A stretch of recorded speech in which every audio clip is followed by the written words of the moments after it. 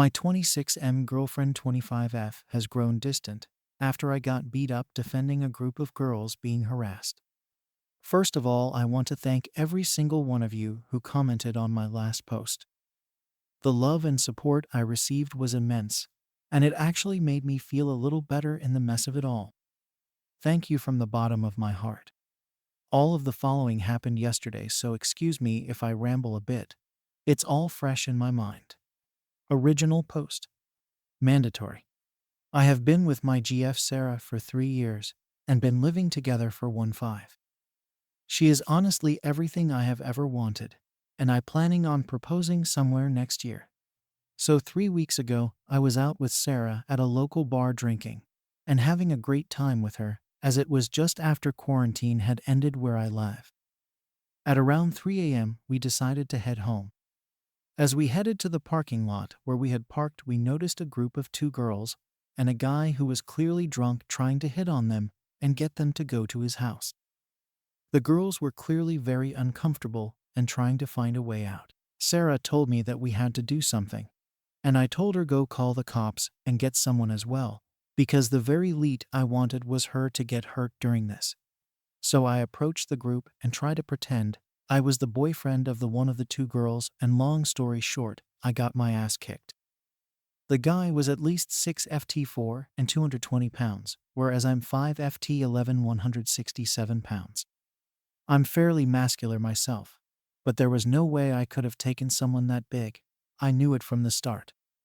At least from all the noise we had made, a lot of people rushed the scene, and the girls got away safe. I was rushed to the ER because the motherfucker had broken my ribs, which had punctured my right lung. Yay. After that incident, Sarah has grown a distant from me. Even though she visited and stayed with me at the hospital, she hasn't been the same since. And I thought she just needed time to move past this. However, 5 days ago, she told me that she is not the same person after what happened, and she doesn't know if she feels safe with me after I got beat up like that. Honestly, hearing that hurt me more than when I got my ribs broke. She has moved to her parents for the time being, and she told me she needs time. Meanwhile, I had no one here to help me, so my brother left his 2 boys and wife to move in with me. I know I'm just venting at this point, but I don't want this to be over like that. Reddit, is there anything I can do to salvage the situation? Update. Until yesterday, it had been 14 days since my last contact with Sarah. My brother had left 4 days prior because I felt bad keeping him away from his family for so long. Plus, I could take care of myself to some extent. So around 2 p.m., while I was making lunch, I hear the doorbell ring. I go to open the door, and there she is, Sarah. With tears in her eyes, eye bags, frizzy hair, looking like a total mess. During the time we've been together, I've seen her in her ups downs, but I'd never seen her in such horrible state before. So I let her in. She sits on the couch. We haven't still said a word as we were both dumbfounded.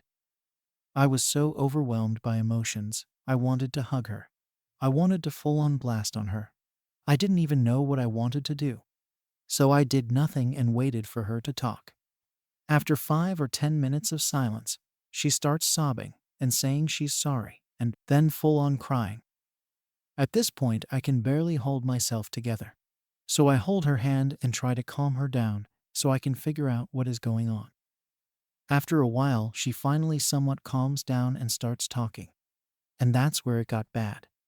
Something that I didn't include in the original post, because it wouldn't make sense to anyway, is that Sarah's mother has been divorced and remarried once. From what Sarah has told me, her biological father cheated on her mother while she was still a kid, and that's why they broke up. And that's also why she doesn't have any kind of relationship with her father. It seemed odd when I first learned about it, but I didn't question it. That is not the whole story though. Sarah's biological father didn't only cheat on her mother. He was a drug addict boss that also used to beat her up frequently. Without getting into a lot of graphic detail, in one instance, when Sarah's brother tried to intervene and protect her mother, he ended up getting beat up too. So when she saw me intervening and getting my ass kicked in the bar incident, it triggered some kind of PTSD in her head that she could not control. That's why she had grown distant and eventually left. It all spiraled out of control, and she could not handle it. In those 2 weeks we'd been apart, she'd barely eaten or slept, and even made some really dark thoughts, which I'd rather not go into. She told me is a horrible girlfriend for leaving me alone in my condition, and that she doesn't expect us to be together again after that, which I told her isn't the case. So we have a very long road ahead of us. My number one priority right is getting her to see a therapist, which I suggested we can do together if she's scared to do alone. So yeah, that's where we are at. Some of you were right, that there was some deeper issue behind what happened, but I could not have possibly known. I also wanted to take this opportunity to say something that I got messaged about a lot. I got a lot of comments and messages saying that I was a moron for what I did at that parking lot, and that I should mind my own business next time and not play the hero, etc. First of all, I did not initiate the fight with the dude. As I said when I got there, I tried to pretend I was the boyfriend of one of the girls in case. When that didn't work, I got between the girls and the dude trying to create some space between them. And that's when he started to push me and eventually started throwing punches. Secondly, no matter how hard I hit the gym, I would never be able to take that guy one-on-one. As I said, I'm pretty fit, and I've been working out for several years, but the fellow was a lot bigger than me. Unless I had a gun or something, which isn't legal in my country, I was doomed. Finally, for the people telling me to mind my own business, well, let me you that what I was doing. It is mine and everyone else's responsibility to look after the ones who can't protect themselves in this shitty world. No, I do not consider myself a hero, nor did I do it for the show. I did it because in some other instance one of those girls could have been my girlfriend, sister, mother needing help. And these girls were somebody else's girlfriend, sister, or mother. If I was put in that situation 100 more times, I would act the same. Edit. I also talked to her about the proposal I wanted to make this year.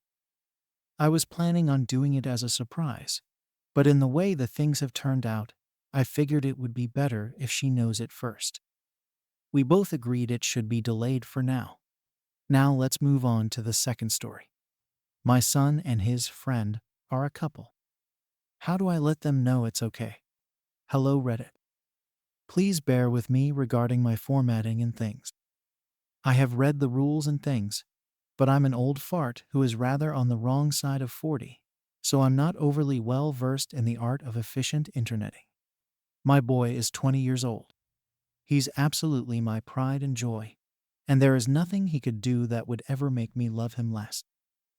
For the first half of his life, I regrettably wasn't involved very much. His mother and I parted ways when he was just a few months old, and at the time I was struggling with a heroin addiction and was absolutely not as present in his life as I should have been, nor was I suited to fatherhood at all. I saw him, at most, 2 to 3 times a year for the first 12 years of his life. I won't discuss details because that's his private story to tell. But when he was 12, he revealed to me that he was being badly mistreated at the hands of his mother and her boyfriend. Despite not being the best father at the time, I didn't want my boy suffering anymore, so I got myself cleaned up and sorted out in order to get full custody of him. I've effectively been a single and sober father ever since, and he has little to no contact with his mother. He's everything a man could want his son to be. He's uniquely kind and fiercely loyal. He's unflinchingly brave.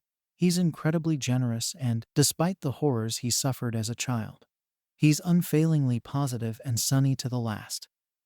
Somehow I, of all people, was bestowed with the honor of watching him grow from a sweet young boy to the greatest man I have ever known. I cannot stress enough my pride in him. When he was 18, he got accepted into a top-ranking university on the other side of the country. I was sad to see him go, but simultaneously overjoyed that he got into his first choice and was starting a new chapter in his life. He comes home once every other month, and on the months he doesn't come home, I go to visit him. He's doing well in uni, has made lots of friends, and seems incredibly happy there, which I'm obviously chuffed about. Since his second year, he's lived with his friend in a flat off campus. I've strongly suspected since his early teens that my son is gay, and I now more or less have confirmation that this is true, and that his friend is actually his boyfriend. So, for this COVID-19 faff, my son decided he'd rather come home and quarantine at mine than stay at his uni flat. His friend, however, would be left alone if my son came back, as he's a Canadian and his family are back over there. And I gather he doesn't have the best relationship with them anyway. He asked if it would be okay if friend tagged along to my house, and I said of course, no problem. They've been back at mine for about 6 weeks now. They think they're being subtle, I know, but I've caught them doing coupley things on several occasions now. The friend has slipped up a couple of times and called my son babe and sweetie in front of me, which I pretended not to notice for the sake of saving embarrassment. There have been nights where we'll be watching a film with the lights off and, thinking I can't see, my son will have his arm around the friend. One day I walked into the lounge and I'm positive they'd just been kissing and were trying to cover it. Though I admit I have no confirmation on that one. The most solid evidence, however, came a few mornings ago. I get up very early to go for runs in the morning, hence why I'm making a Reddit post at 5 in the morning, haha. As far as I was told, my son was sleeping in his childhood room and his friend was in the guest room. I don't know what possessed me to do so, but on Tuesday morning I cracked my son's door open to check on him like I used to when he was a kid. Lo and behold, they're both asleep, snuggled up together, in my son's bed. That's more or less solidified for me that they're together. I didn't say anything, just shut the door and went for my run. And I haven't mentioned it to them yet. What I want advice on is this. How do I let my son and his boyfriend know that I'm okay with them being a couple, and they don't have to feel like they have to sneak around in my house? I want them to be comfortable here, and I want them to know I support them both no matter what. Or is that not a good idea? Am I better off leaving it alone and waiting until they tell me themselves, if they ever do? I obviously don't want to force either of them out of the closet. But at the same time, I hate feeling as if they feel like they're being forced into the closet in my house. What's my best course of action here? TL Doctor, my son and his friend are staying with me for quarantine. It's abundantly clear they're a couple, and I want to let them know it's okay, and they don't have to sneak around in my house. What's the best way to go about it?